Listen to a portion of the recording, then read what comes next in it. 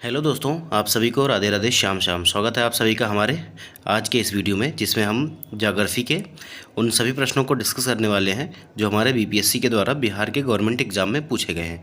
ये सारे के सारे आपके प्रीवियस ईयर क्वेश्चन होने वाले हैं। इसके पहले जो है हम कई क्लासेस ले चुके हैं। अगर आपने नहीं देखी है तो आप वीडियो के डिस्क्रिप्शन में जाके क्लासेस को देख लीजिएगा, वहाँ पर आपको लिंक मिल जाएगा। भूगोल के अलावा इतिहास के साथ साथ और साइंस के और पॉलिटी, ईवीएस और जितने भी क्लासेज हैं हमारी, जो सब्जेक्ट आपसे पूछे जाते हैं बीपीएससी में, उन सभी क्लासेज जो है मुख्यतः जो है ज्योग्राफी, हिस्ट्री और साइंस, पॉलिटी, ईवीएस, इन सभी की क्लासेज हमारे चैनल पर जो है वो लगातार कराई जा रही हैं। आप लोगों ने नहीं देखी है तो उन सभी का जो है लिंक हमारे वीडियो के डिस्क्रिप्शन में मिल जाएगा, वहाँ से आप देख सकते हैं।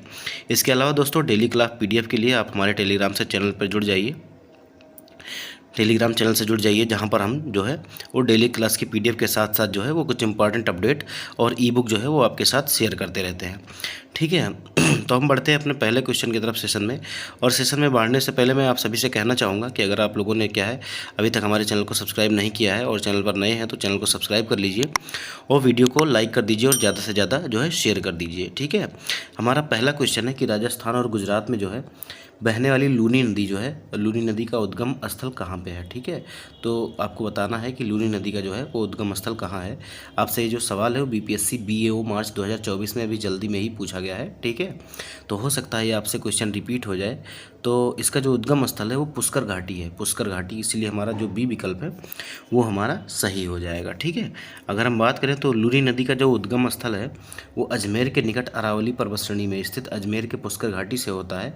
यह दक्षिण पश्चिम की दिशा में गुजरात राजस्थान से बहती हुई कच्छ के रण में जो है वो विलुप्त हो जाती है और यह एक अंतः प्रवाही नदी है। ठीक है, हमारा अगला सवाल है कि निम्नलिखित में से कौन भूमि बंधित नदी है। भूमि बंधित का मतलब क्या है कि जो आपका जो है भूमि में ही समाप्त हो जाती है, अरब सागर या किसी समुद्र में या महासागर में नहीं मिलती है। तो अभी थोड़ी देर पहले ही मैंने आपको बताया कि कौन नदी है, तो वो लूनी नदी है, जिसे हम अंतः प्रवाही या भूमि बंधित नदी भी कहते हैं। 40वीं बीपीएससी प्री 1995 में आपसे पूछा गया सवाल है, तो इसीलिए जो हमारा सी विकल्प है वो हमारा सही हो जाएगा और लूनी नदी जो है वो हमारा सही जवाब हो जाएगा। ठीक है, देखिए राजस्थान की लूनी नदी का उद्गम स्थल जो है अजमेर के निकट अरावली श्रृंखला में स्थित नागा पहाड़ी से होता है। प्रारंभ में इसे सागरमती के नाम से जाना जाता था। पुष्कर झील से निकलने वाली इसकी सहायक नदी जो है सरस्वती के इसमें मिलने के बाद यह लूनी नदी कहलाती है। अपने प्रवाह मार्ग के ऊपरी भाग में लगभग 100 किलोमीटर तक इसमें मीठा जल पाया जाता है, परंतु बाड़मेर के बलोतरा में पहुंचकर इसका जल जो है वो लवणीय या खारा हो जाता है। ठीक है, जो कि यहाँ इसके प्रवाह मार्ग की सतह के लवण समृद्ध होने की कारण होता है, क्योंकि मिट्टी में जो है वो लवण की मात्रा ज़्यादा है, इसलिए जो जल है वो लवणीय हो जाता है। और यह जो है नदी दक्षिण पश्चिम में बहती हुई क्या होती है, कच्छ के रण में जो है वो विलीन हो जाती है। इस प्रकार यह एक भूमि बंधित नदी है। ठीक है, जल के खारेपन के कारण ही इसका नाम जो है वो लूनी नदी पड़ा है और यह संस्कृत नाम लवणावती या साल्ट रिवर से उत्पन्न है। ठीक है, हमारा अगला क्वेश्चन है जो 17वीं बीपीएससी री एग्ज़ाम 2024 में आपसे पूछा गया है और काफ़ी इंपॉर्टेंट है। आपसे कह रहा है कोसी मैदान की जो है समुद्र तल से औसत ऊंचाई कितनी है। आपको बताना है कि कोसी की जो है वो समुद्र तल से जो है वो औसत ऊंचाई कितनी है। तो ये कितनी है, तो ये 30 मीटर है, 30 मीटर है। ऑप्शन बी जो है हमारा वो सही हो जाएगा और आपसे 17वीं बीपीएससी री एग्ज़ाम 2024 में आपसे ये सवाल जो है वो पूछा गया है। देखिए, कोसी नदी को बिहार का शोक भी कहा जाता है, तो इसीलिए जो है ये क्वेश्चन इंपॉर्टेंट हो जाता है। और आप सभी लोग बताइएगा कमेंट बॉक्स में कमेंट करके कि बिहार का शोक जो है वो किस नदी को कहा जाता है। अगर हम बात करें तो कोसी मैदान या बेसिन की जो मध्य समुद्र तल से जो ऊंचाई है वो कितनी है, तो लगभग 30 से 50 मीटर के बीच है। और भारत में कोसी मैदान निचले गंगा मैदान का भाग है। इसका सामान्य ढाल उत्तर पश्चिम से जो है वह दक्षिण पूर्व की तरफ है, तब विकल्प बी जो है वो हमारा सही हो जाएगा। ठीक है, अब देखिए कितनी बार पूछा गया, तो पहले 69वीं बीपीएससी में पूछा गया 2023 में और फिर आपसे 17वीं बीपीएससी में पूछा गया। तो क्वेश्चन जो है वो रिपीट होते हैं और यहाँ से जो है वो टीआरई में भी क्वेश्चन आपके बन सकते हैं। देखिए, आपसे पूछा जा रहा है कि कौन सी नदी जो है वो बिहार का शोक के नाम के रूप में या के नाम से जानी जाती है। 17वीं बीपीएससी री एग्ज़ाम में आपसे पूछा गया सवाल है और काफ़ी इंपॉर्टेंट सवाल है, बार बार रिपीट होता है, तो आप लोगों को भूलना नहीं है। ठीक है, कौन सी नदी है, तो कोसी नदी को जो है वो बिहार का शोक कहा जाता है। कौन सी नदी, कोसी नदी, इसलिए हमारा सी विकल्प जो है वो हमारा सही हो जाएगा। ठीक है, आगे बढ़ते हैं। हमारा बिहार का शोक देखिए किस नदी को कहा जाता है? अब देखिए 70वीं बीपीएससी में पूछा गया, उसके पहले आपसे 67वीं बीपीएससी एग्ज़ाम 2022 में पूछा गया था। तो बिहार का शोक किस नदी को कहा जाता है? तो कोसी नदी को जो है वो बिहार का शोक कहा जाता है। तो आप लोगों को वैसे ही याद होगा, अगर नहीं याद है तो जान लीजिए, ठीक है। देखिए कोसी नदी एक सीमा पारीय नदी है जो नेपाल एवं भारत में प्रवाहित होती है। इसे ही बिहार का शोक कहा जाता है क्योंकि ये मार्ग भी ज़्यादा बदलती है और अचानक में इसमें जो है वो जल का जो है वो जो वॉल्यूम है, इसका आयतन जो है, जल की मात्रा जो है वो ज़्यादा बढ़ जाता है, तो बाढ़ काफ़ी लाती है ये। देखिए मैंने आप सभी से बताया था कि क्वेश्चन जो है वो रिपीट होते हैं और मैंने आपसे कहा था कि कोसी नदी से जो इम्पोर्टेंट है क्वेश्चन जो अब मैं आपको करा रहा हूँ ये काफ़ी इंपॉर्टेंट है और बार बार लगभग जो है वो 99% बिहार के एग्ज़ाम में ये सवाल पूछा जाता है। देखिए आपसे पूछा जा रहा है कि बिहार की कौन सी नदी अपना मार्ग परिवर्तित करने के लिए जानी जाती है?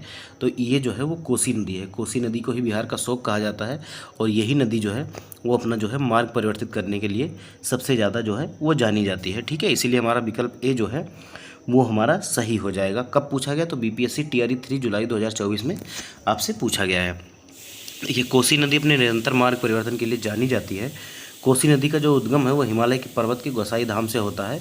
हिमालय क्षेत्र में 7 धाराएं मिलती हैं, इसे वहाँ पे क्या कहता है, सप्तकोसी भी कहा जाता है, ठीक है, नेपाल में।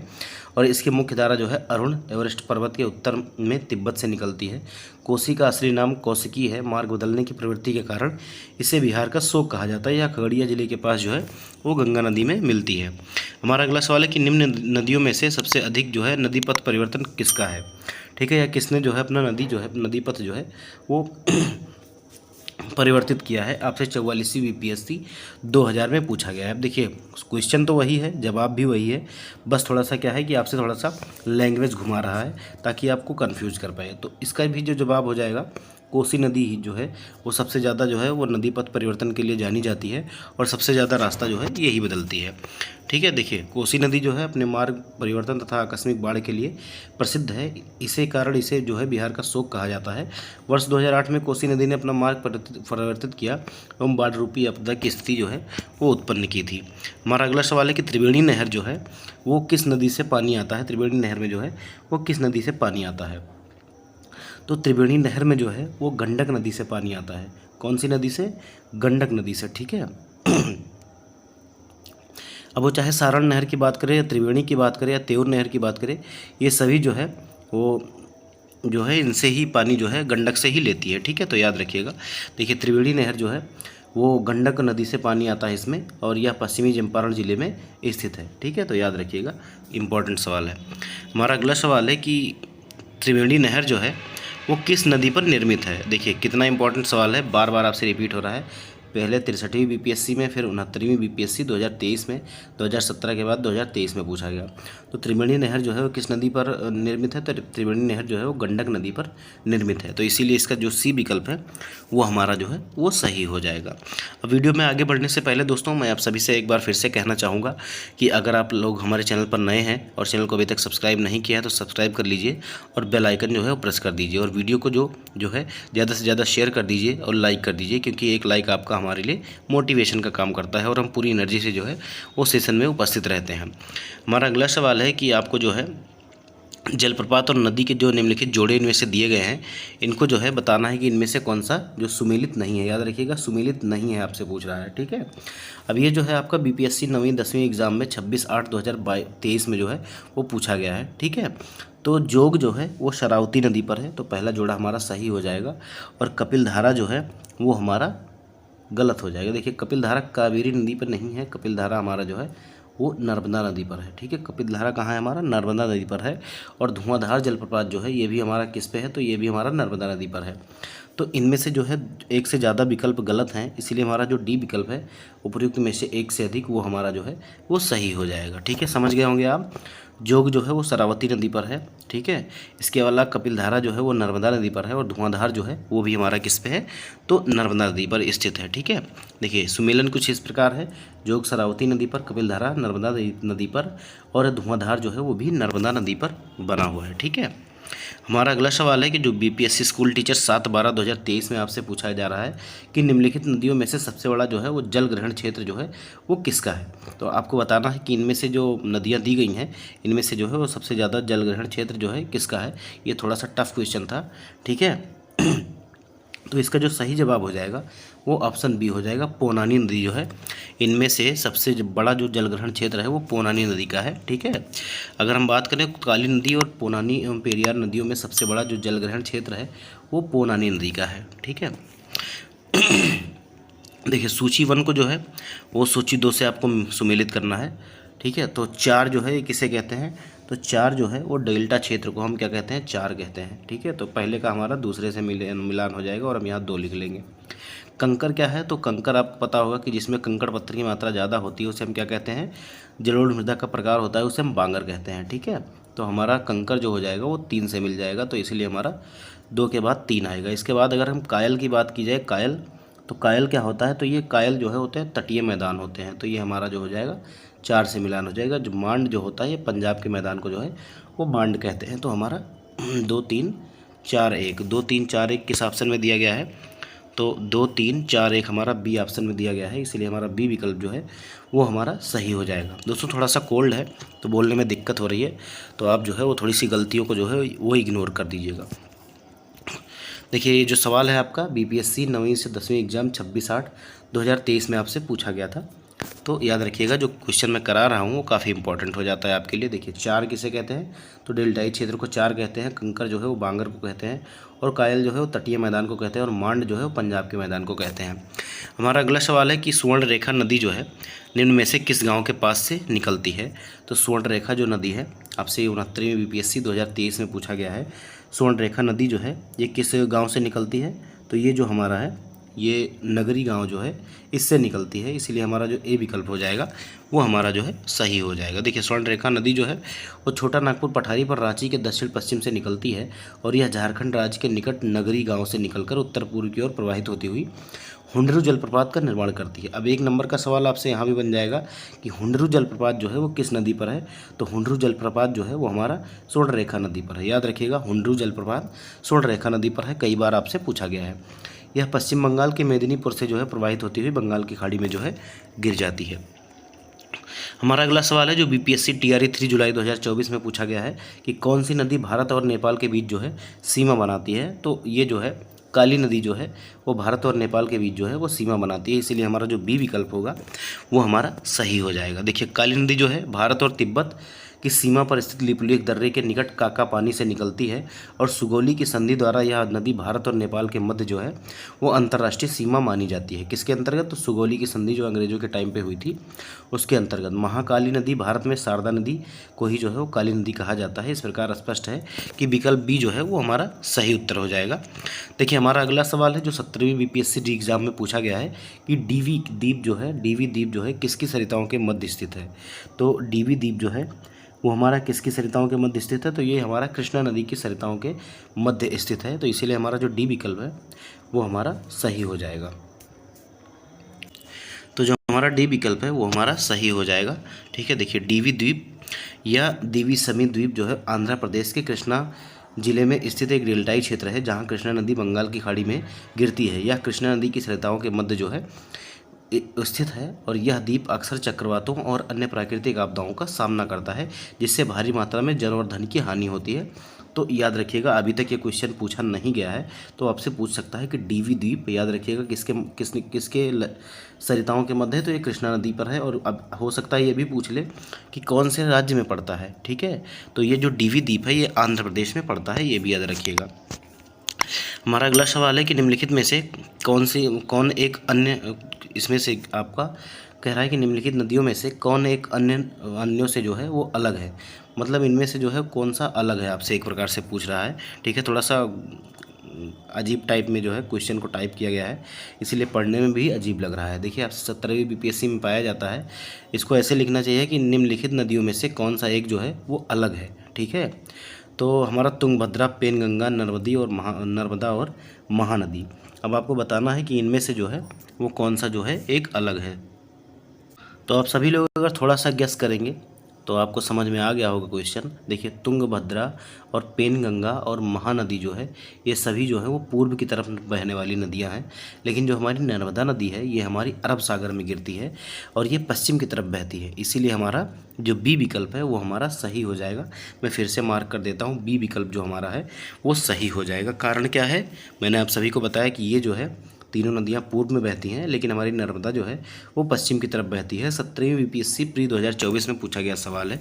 देखिए तुंगभद्रा पेनगंगा महानदी पूर्व दिशा में प्रवाहित होकर बंगाल की खाड़ी में गिरती है, जबकि नर्मदा नदी पश्चिम की ओर प्रवाहित होते हुए अरब सागर में गिरती है। नर्मदा नदी का उद्गम स्थल जो है अमरकंटक पठार में होता है और यह विंध्य और सतपुड़ा श्रृंखलाओं के मध्य जो है वो भ्रंश घाटी में बहती है। हमारा अगला सवाल है जो नदियों के किनारे स्थित शहर हैं उनसे है। देखिए गंगा नदी के किनारे स्थित सबसे बड़ा शहर कौन सा है आपसे पूछा जा रहा है। 44वीं बीपीएससी 2000 में आपसे पूछा जा रहा है। तो ये कौन सा शहर है, तो कानपुर। कानपुर जो है वो सबसे बड़ा शहर है गंगा नदी के किनारे। वैसे तो बनारस भी जो है और इलाहाबाद भी जो है ये गंगा नदी के किनारे ही एक प्रकार से है, लेकिन सबसे बड़ा जो शहर है वो हमारा कानपुर हो जाएगा। ठीक है, कानपुर को जो है वो भारत का जो है उत्तर भारत का मानचेस्टर भी कहा जाता है और भारत का मानचेस्टर जो है वो अहमदाबाद को कहा जाता है। हमारा अगला सवाल है कि निम्नलिखित में से कौन सा शहर गंगा नदी के किनारे स्थित नहीं है। तो देखिए उत्तरकाशी, कानपुर और भागलपुर ये जो सभी हैं वो कहाँ स्थित हैं, तो फतेहपुर भी जो है ये आपका गंगा नदी के किनारे स्थित है और भागलपुर आपका गंगा नदी के किनारे स्थित है और कानपुर भी। लेकिन जो हमारा उत्तरकाशी है ये हमारा जो है वो गंगा नदी के किनारे नहीं है, ये जो है वो भागीरथी नदी के किनारे स्थित है। ठीक है, देखिए 53वीं से लेकर 55वीं बीपीएससी तक आपसे पूछा गया है 2011 में। गंगा नदी की प्रधान शाखा भागीरथी है जो उत्तराखंड के उत्तरकाशी जिले के गोमुख नामक स्थान से निकलती है और देवप्रयाग में भागीरथी व अलकनंदा के संगम से जो है वो जो है गंगा का निर्माण होता है। अतः उत्तरकाशी का संबंध भगीरथी से है, जबकि बाकी फतेहपुर और भागलपुर व कानपुर गंगा नदी के किनारे स्थित हैं। ठीक है, देखिए हमारा अगला सवाल है जो 66वीं बीपीएससी री एग्जाम में आपसे पूछा गया है 2020 में कि कश्मीर में पहलगाम किस नदी के किनारे बसा हुआ है। और आप सभी को पता होगा कि अभी 22 अप्रैल को जो है पहलगाम में जो है वो काफ़ी जो है वो दुर्भाग्यपूर्ण घटना हुई थी, जिसमें हमारे कुछ हमारे जो वहाँ टूरिस्ट थे हमारे इंडियन भाई बहन, उनको जो है वो कुछ आतंकवादियों ने जो है वो गोली मार दी थी। तो आप सभी को पता होना चाहिए कि पहलगाम जो है वो किस नदी के किनारे बसा है। तो पहलगाम हमारा जो है वो लिद्दर नदी के किनारे है, इसीलिए हमारा जो सी विकल्प है वो हमारा सही हो जाएगा। कौन सा, सी विकल्प हमारा सही हो जाएगा। देखिए कश्मीर में पहलगाम जो है वो लिद्दर नदी के किनारे बसा है। लिद्दर नदी जो है वो झेलम की सहायक नदी है। हमारा अगला सवाल है कि हुंडरू जलप्रपात, अभी थोड़ी देर पहले मैंने आपको कहा था कि हो सकता है कि आपसे पूछ लिया जाए और 39वीं बीपीएससी 1994 में आपसे पूछा गया है कि हुंडरू जलप्रपात जो है वो कौन सी नदी पर निर्मित है। तो ये जो है मैंने आप सभी को बताया था कि स्वर्णरेखा नदी पर जो है वो निर्मित है, इसीलिए हमारा सी विकल्प जो है वो हमारा सही हो जाएगा। देखिए हुंडरू जलप्रपात जो है ये स्वर्णरेखा नदी पर स्थित है, रांची से 45 किलोमीटर दूरी पर। ठीक है, इसकी ऊंचाई कितनी है, 98 मीटर या 321 फीट है। ठीक है, याद रखिएगा। हमारा अगला सवाल है कि किस नदी पर जो है वो शिव समुद्रम जलप्रपात है। तो शिव समुद्रम जलप्रपात जो है वो हमारा कावेरी नदी पर है और काफ़ी पॉपुलर है, ये आपसे बार बार पूछा जाता है, तो इसीलिए याद रखिएगा। 44वीं बीपीएससी प्री 2000 में आपसे पूछा गया सवाल है। कावेरी नदी पर क्या है, तो शिव समुद्रम जलप्रपात है। ठीक है, देखिए शिव समुद्रम जलप्रपात कावेरी नदी पर स्थित है और इस नदी का उद्गम जो है कर्नाटक के कुर्ग जिले की ब्रह्मगिरी पहाड़ियों से होता है। ठीक है, इसका अपवाह क्षेत्र कर्नाटक, केरल और तमिलनाडु और पुडुचेरी है। ठीक है, हमारा अगला सवाल है कि निम्नलिखित में से कौन सी एक मीठे पानी की झील है। तो आपको बताना है कि कौन सी एक मीठे पानी की झील है। तो जो चिल्का है और सांभर है और लोकटक है और वुलर है, इनमें से जो है कौन सी आपकी एक मीठे पानी की झील है। तो हमारी जो वुलर झील जो जम्मू कश्मीर में है और हमारी जो लोकटक झील है मणिपुर में, ठीक है, ये हमारी क्या है, ये हमारी क्या है, मीठे पानी की झील है। इसीलिए हमारा जो विकल्प होगा उपयुक्त में से एक से अधिक वो हमारा सही हो जाएगा। ठीक है, आपको बताना है कि चिल्का झील कहाँ पे है। चलिए मैं सांभर बता देता हूँ, सांभर कहाँ पे है, तो राजस्थान में है। सांभर झील जो है वो राजस्थान में है। आपको बताना है कि चिल्का झील जो है वो भारत के किस राज्य में पड़ती है। देखिए 67वीं बीपीएससी में पूछा गया सवाल है 2022 में। देखिए वुलर झील जो है वो जम्मू कश्मीर में और लोकटक झील जो है वो मणिपुर की मीठे पानी की झील है, जबकि चिल्का झील जो है वो उड़ीसा और सांभर झील जो है वो राजस्थान की खारी पानी की झीलें हैं। देखिए बिहार के किस जिले में जो है वो तेल्हाड़ कुल